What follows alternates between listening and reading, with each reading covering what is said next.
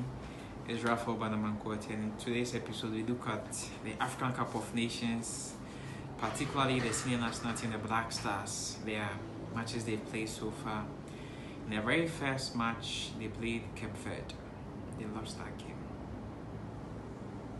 Surprisingly, they lost that game against Cape Verde, but we'll still have two other matches to redeem ourselves. Starting from tomorrow, we play, that is AFCON Syria champions in Egypt. That's a big blaster for the senior national team, the Black Stars. They play a very big match against Egypt. Egypt themselves, in their very first match against Mozambique, they drew that game 2-2. I mean, they were hotly tipped to win that game, but a last gasp penalty from Mohamed Salah, the Liverpool player, was able to help them grasp that all-important draw. If not, they would have lost. But with emphasis in relation to the senior national team, the Black Stars, we lost to Cape Verde. The dying embers of the game, I mean, some defensive lapses caused us to lose that game. So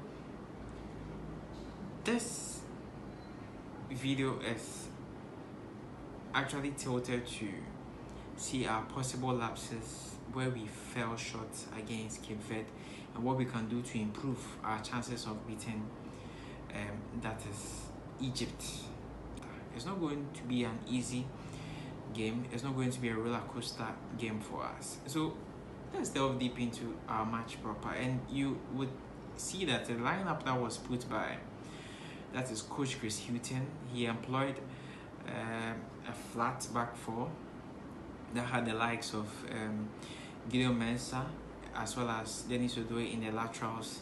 The centre back position was filled by Mohamed Salisu as well as Alexander Jiku. In the heart of midfield, Majid Ashimero partnered Baba Idris. When you look at the number 10 position, oddly, it was filled by Ransford Yeboah. And a lot of people began raising a lot of questions as to why Ransford Yeboah, he is a player that plays for Hamburger SV in the German Bundesliga 2. He basically play on the wings, on the laterals. So why would you employ such a player to fill in the number 10 position in the absence of Mohamed Kudus, where he didn't feature for Ghana in the very first match because he raced against time to stay fit for that game? A lot of people raised questions as to why you play a player like Ransford Yeboah. I mean, a player that he's not had, that was his very first official match, because in the friendly games that we played that he has had to feature, he's always played on the wing. So why would you set up a player to play in that number 10 position, in that hole behind the striker? Because we had to deploy Antoine Semenyo in that number 9 position. Then we were playing Jordan Ayew from the left side of attack, and we're playing, that is Joseph Pinso, from the right side of attack. So when you look at how Ransford Yeboah played in that particular game, because there's that mindset of always playing from the right side, he was always coming to receive balls from that side of the pitch. So mostly he was going tilted to the right side of attack. There were few occasions where he was tilting to the left side of attack in the game against Cape Verde. So in the number 10 position itself, he really didn't occupy that spot for the Black Stars. So structurally, that was something Chris Hughton didn't help the team, because deploying Ransford Yeboah in that position, he was set up to fail. Look at a player like Baba Idris. A lot of his task was to break attack. He was supposed to be the conduit between the defense as well as the attack. He was also supposed to be in the heart of defense. In most occasions, it wasn't, because he received a yellow card very early in the game. So a player like that, defensive duties was to mop up and also break attack, do the tackles. Because he received that particular yellow card very early in the game, it would restrict him. So I was expecting that at some point of the game, maybe he would have been taken off for maybe Salis Ahmed to come into the game. Because once you have him on the yellow card, any sort of tackle in the course of the game was going to result in a second bookable offense, then eventually a red card in that regard. Chris Hilton didn't do that. So you find a player like Majid Ashmer, who was supposed to be our progressor, he was supposed to create that sort of chances for us. He wasn't really doing that, because once Baba Idrisu was restricted in tackles, it means that Majid Ashmer was supposed to fill in and do some of these odd jobs for him. But his primary role and responsibility that he was supposed to do on that particular day, he wasn't doing it. So you could see that in sections of the game that we played, our midfield was totally non-existent. And I was expecting that the technical lead, that is Chris Hughton and Masao Didi Dramani, as well as George Barton, would have noticed the loopholes and the gaps. They didn't. Then again, when we had equalized against Cape Verde, we're starting to gain momentum. We're able to string multiple passes. We're able to create chances. So players like Antoine Semenyo and Joseph Pencil, these were our big wigs. These were guys who were terrorizing the defense of, that is, Cape Verde. Then oddly, surprisingly, they took them off. Andre Didiayu comes into the fray. Inaki Williams also comes in. It will take close to 10-20 minutes before these guys immensely settled in the game. Then it means that steam was taken out of the game. These guys will come, they would have to come and build and see how the game was flowing. I mean, some of these things I felt that Chris Hilton, with his technical brains, would be able to impact positively on the game. So subs on the day really didn't go the way we expected them. So in our game against that is Egypt, there are things that I think that Coach Chris Hilton should put in place, like our structure.